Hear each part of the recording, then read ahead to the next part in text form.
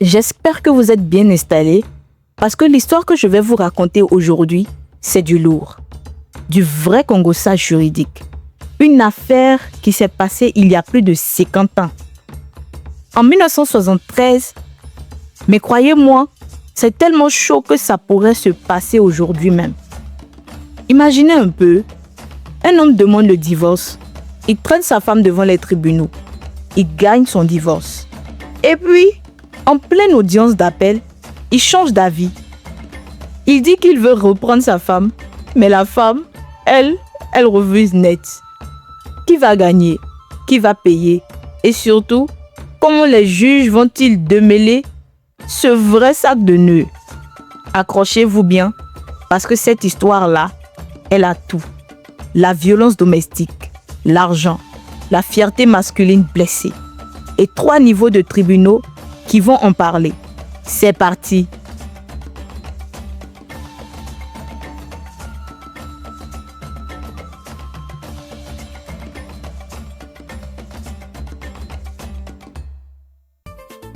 Bon, remontons en 1947. À l'époque, le Bénin s'appelait encore le Dahomey et c'était une colonie française. C'est cette année-là qu'un jeune homme du nom de CAB épouse une dame qu'on va appeler Zansi. Un mariage coutumier en bonne et due forme, avec les familles qui se réunissent, la dot qui est payée, les bénédictions des ancêtres, tout ce qu'il faut en fait. Les 2 toutoureaux s'installent et commencent à faire des enfants. Ils ont au moins 2 garçons, Roger et Hyacinthe. Une belle petite famille quoi. Mais attention, il y a un petit détail qui va tout gâter. CAB, il avait déjà un fils d'une union précédente. Le garçon s'appelle Christophe. Et mes amis, c'est là que les problèmes commencent. Vous savez comment c'est avec les enfants de la première femme et la deuxième femme? Bon, là, c'est pareil. Christophe, il n'aime pas du tout Zansi. Il ne se mêle pas, il ne se gêne pas pour le montrer. CAB, lui, c'est un caporal des douanes, un homme important, avec un uniforme, un salaire de fonctionnaire, le genre d'homme qu'on respecte dans les quartiers. Il est muté de ville en ville, comme tous les douaniers. Et à chaque fois, il veut que Zansi le suive. Mais Zansi, elle, commence à en avoir marre. Pourquoi? Parce que Christophe la bat. Vous avez bien entendu. Le fils de son mari la frappe. Et ce n'est pas tout. Il bat aussi Roger et Hyacinthe, ses propres demi-frères. La maison devient alors un vrai champ de bataille. Zansi se plaint à son mari. Elle lui dit « Ton fils me frappe. Il frappe nos enfants. Fais quelque chose. » Mais CAB, il ne fait rien. Ou en tout cas, bon, pas assez. La maman de Zansi, elle n'en peut plus de voir sa fille souffrir. Alors, le 10 juin 1964, elle écrit une lettre à son gendre. Une lettre très claire qui dit « Défendez d'urgence à votre fils Christophe de ne plus mettre le trouble dans la maison paternelle, de ne plus batailler avec la mère de Roger, ni battre mes petits-fils. » Une lettre officielle, mes amis, qui sera versée au dossier du tribunal plus tard. La preuve que tout le monde savait ce qui se passait dans cette maison. Mais même avec cette lettre, rien ne change. CAB ne fait toujours rien. Et Zansi, elle en a assez. Elle a vraiment trop souffert. Le 27 décembre 1963, jour de fête pour certains, jour de rupture pour Zansi. Elle prend ses enfants, elle fait ses valises et elle quitte la maison. Elle part chez sa famille et elle ne reviendra plus jamais.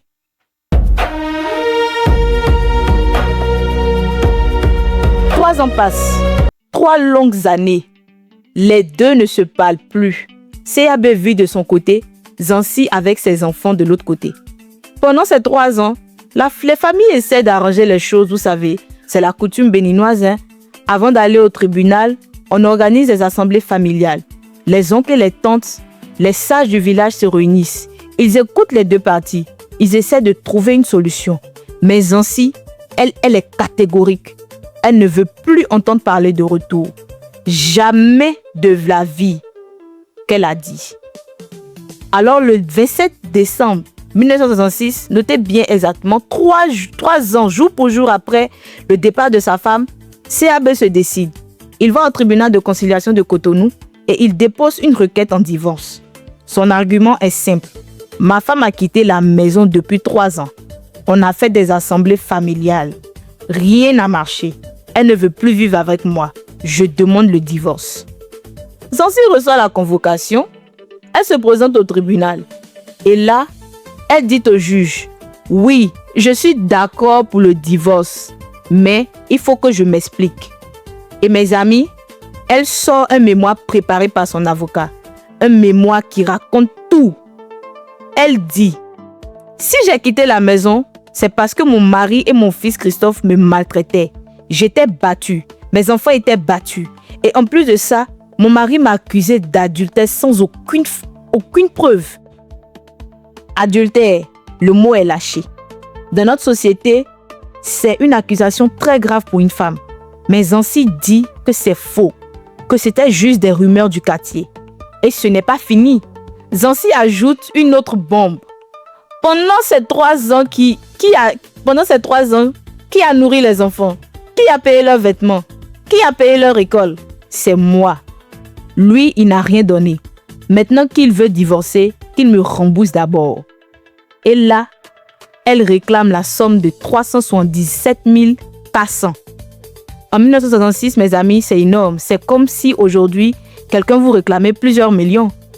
Le tribunal prend son temps pour étudier tout ça et quand le juge rend son jugement, c'est surprenant. Le juge dit, « Bon, effectivement, la dame a quitté la maison. C'est un abandon du domicile conjugal. Le divorce est prononcé au tort exclusif de l'époux. » CAB se frotte les mains, il a gagné. Mais attendez, le juge continue. Cependant, pendant 3 ans, le sieur CAB n'a rien donné pour entretenir les enfants. Il doit rembourser son épouse. Je le condamne donc à payer 141 000 francs. Vous imaginez la tête de CAB? Il vient demander le divorce, il le gagne, mais il doit payer 141 000 francs. Ce n'était pas du tout dans ses plans ça.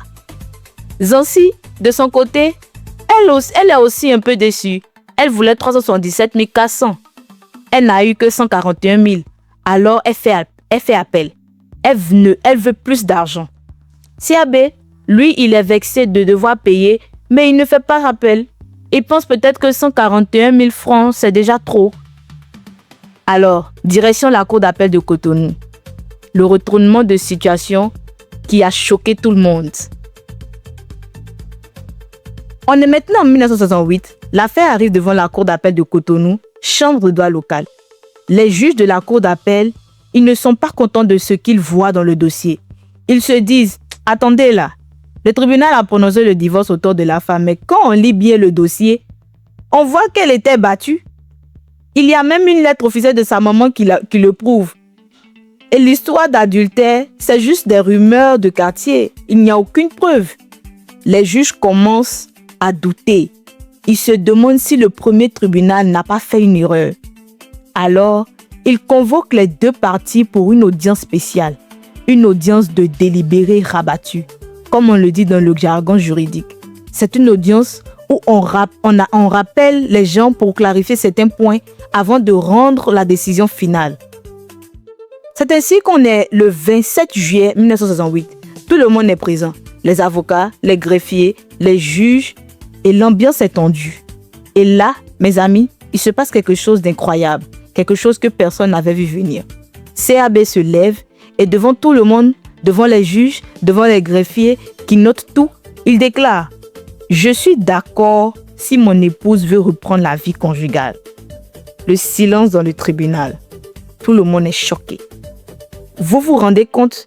Cet homme a demandé le divorce il y a 3 ans. Il a gagné son divorce en première instance. Et maintenant, en pleine audience d'appel, il dit qu'il veut reprendre sa femme? Pourquoi ce revirement? Les gens se sont posé la question. Certains disent que peut-être il aimait vraiment sa femme et qu'il regrettait. D'autres pensent que c'était une stratégie pour ne pas payer les 141 000 francs. Et il s'est peut-être dit, si je retire ma demande de divorce, le juge va tout annuler et je n'aurai rien à payer. D'autres encore pensent que c'était juste de la fierté masculine. Je ne veux pas qu'on dise que ma femme m'a quitté. C'est moi qui décide. Mais peu importe la raison, parce que Zancy, elle a une réponse claire et nette. Elle regarde CAB et elle dit « Jamais. Tu m'as traîné devant la justice pendant des années. Tu m'as accusé d'adultère devant tout le monde. Maintenant, tu veux que je revienne? Jamais de la vie. » Les juges se grattent la tête. Ils ont maintenant un sacré casse-tête juridique. Le mari renonce à sa demande de divorce. La femme refuse de reprendre la vie commune. Qu'est-ce qu'on fait? Le 31 juillet 1968, la Cour d'appel rend son arrêt. Et l'arrêt dit ceci. Le sieur, CAB, devant l'inanité de ses allégations, se déclare ne plus insister sur sa demande de divorce. L'inanité, ça veut dire que ses accusations ne tenaient pas la route. Les violences de Christophe étaient prouvées. L'adultère n'était pas prouvé. Donc, l'abandon du domicile conjugal était justifié. La Cour dit, puisqu'il a renoncé à sa demande, il n'y a plus de divorce à prononcer. Par contre, la demande de remboursement de Zancy, elle reste valable. CAB doit payer. Et là, la Cour réduit un peu la somme. Au lieu de 141 000 francs, elle condamne CAB à payer 90 000 francs. Donc, récapitulons. CAB reste marié à Zancy. Zancy ne veut plus de lui et il doit quand même payer 90 000 francs. CAB est furieux. Il crie à l'injustice. Il décide d'aller jusqu'au bout. Il fait un pourvoi en cassation devant la Cour suprême. Le 3 août 1968, CAB dépose son pourvoi en cassation. Direction Porto Novo, où siège la Cour suprême du Dahomey. Pour ceux qui ne savent pas, la Cour suprême, c'est le sommet de la pyramide judiciaire. C'est la dernière instance. Après ça, il n'y a plus rien. Si tu pars là-bas, c'est terminé. Mais attention, la Cour suprême ne rejuge pas les faits. Elle vérifie juste si les juges d'appel ont bien appliqué la loi. Si la loi a été respectée. Tant pis pour toi, tu as perdu. CAB prend un avocat, Maître Amorin, un bon avocat qui va rédiger un mémoire en béton pour essayer de sauver son client. Maître Amorin trouve 5 arguments.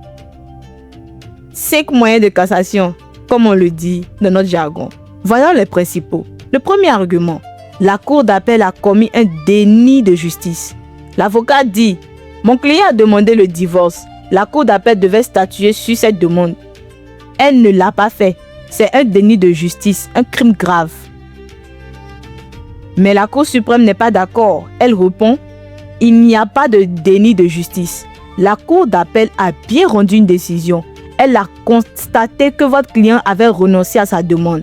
Donc, il n'y avait plus rien à juger. On ne peut pas forcer un juge à statuer sur une demande qui n'existe plus. Premier argument, rejeté. Deuxième argument, la Cour d'appel a violé l'article 122 du coutumier Dahomey, du Dahomey. L'avocat sort le livre des coutumes béninoises et il dit « Regardez, l'article 122 dit clairement que le mari peut demander le divorce si sa femme abandonne le domicile conjugal.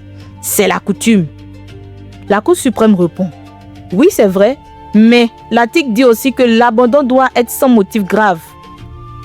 Or, ici, la femme a quitté parce qu'elle était battue. C'est un motif grave.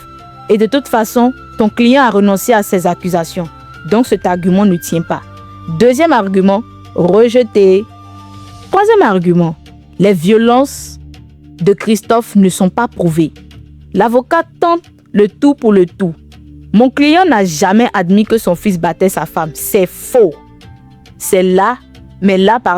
La Cour suprême sort l'arme fatale. Elle dit, attendez un peu. C'est votre client lui-même qui a versé au dossier la lettre de sa belle-mère. La lettre qui dit, noir sur blanc, que Christophe battait Zancy et les enfants. Il ne peut pas maintenant dire que ce n'est pas prouvé alors qu'il a lui-même apporté la preuve. C'est ce qu'on appelle un bon retour de bâton. Troisième argument, rejeté. L'avocat donne encore 2 autres arguments techniques sur la procédure, sur les témoignages qui n'ont pas été entendus, etc. Mais la Cour suprême les rejette toutes. À chaque fois, la cour revient sur le même point. Votre client a renoncé à sa demande de divorce. Cette renonciation a des conséquences. Il faut les assumer. Et puis, le 20 juillet 1973, 5 ans, mes amis, 5 ans après le pouvoir, la Cour suprême rend son arrêt final. Le président de la Cour, M. Mathieu, lit la décision. Par ces motifs, la Cour suprême reçoit le pouvoir en la forme. Au fond, le rejette. Condamne le requérant aux dépens. Traduction simple, on a bien reçu ton recours. On l'a examiné, mais tu as perdu. Et en plus, tu paies les frais de justice. CAB a tout perdu. Les leçons de cette affaire. Alors mes amis, qu'est-ce qu'on retient de cette histoire incroyable? Première leçon, réfléchis bien avant de renoncer à quelque chose en justice. CAB pensait peut-être qu'en renonçant à sa demande de divorce, tout allait s'arrêter et qu'il n'aurait pas à payer une grave erreur. Quand tu renonces à une demande, c'est définitif. Tu ne peux plus revenir en arrière. Mais si l'autre partie a formulé ses propres demandes, ces demandes-là restent valables. CAB a renoncé au divorce, mais Zanzi avait demandé de l'argent. Cette demande est restée et il a dû payer. Deuxième leçon, la violence domestique est une raison valable pour quitter le domicile. En 1973, on était quand même dans une société assez traditionnelle. Mais même à l'époque, les juges ont dit une femme qui est battue a le droit de partir. Ce n'est pas un abandon fautif. C'est important ça. Ça veut dire que depuis plus de 50 ans, le droit béninois protège les victimes de violences domestiques. Troisième leçon, un père a des devoirs envers ses enfants, séparés ou pas d'eux.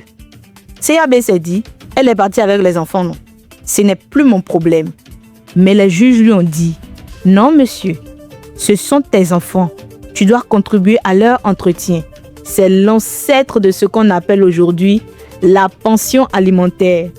Un père ne peut pas abandonner ses enfants financièrement sous prétexte qu'il s'est séparé de leur mère.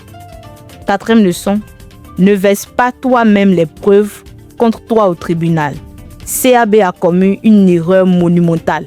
Il a lui-même donné au tribunal la lettre de sa belle-mère qui prouvait les violences de Christophe. Après, il ne pouvait plus dire « ce n'est pas prouvé ». Maintenant, la question humaine qui se pose, qui a gagné dans cette affaire? CAB? Non, je ne pense pas. Il voulait divorcer, puis il a changé d'avis. Maintenant, il est marié à une femme qui ne veut plus de lui et il doit payer. Zanzi? Pas vraiment. Elle voulait 377 400 francs. Elle n'a eu que 90 000 et elle reste juridiquement mariée à un homme qu'elle a fui. Les enfants Roger et Hyacinthe, certainement pas. Ils ont grandi dans une famille déchirée. Personne n'a vraiment gagné. Tout le monde a perdu quelque chose. Et c'est dommage. Voilà mes amis, c'était l'histoire vraie de CAB et de Zanzi. Une affaire jugée il y a plus de 50 ans, mais qui nous enseigne encore aujourd'hui. Cet arrêt de la Cour suprême du 20 juillet 1973, c'est un monument dans notre jurisprudence béninoise. Il nous rappelle que derrière chaque dossier judiciaire, il y a des êtres humains, des souffrances, des espoirs déçus, des enfants qui paient le prix des disputes de leurs parents. Mais il nous rappelle aussi que même dans une société traditionnelle, même il y a 50 ans, les juges béninois avaient déjà compris que la violence domestique, ce n'est pas acceptable, que les pères ont des devoirs envers leurs enfants et que la rumeur ne suffit pas pour détruire la réputation d'une femme. CAB et Zanzi sont probablement décédés maintenant. Leurs enfants Roger et Hyacinthe ont plus de 60 ans aujourd'hui. Peut-être qu'ils écoutent ce podcast. Si c'est le cas, sachez que l'histoire de vos parents n'a pas été vaine. Elle a aidé à construire le droit de la famille au Bénin. Et vous, qui m'écoutez, retenez bien ceci. Dans un couple, la communication, c'est important. La violence n'est jamais une solution. Et si vous avez des enfants, pensez toujours à leur bien-être avant votre fierté.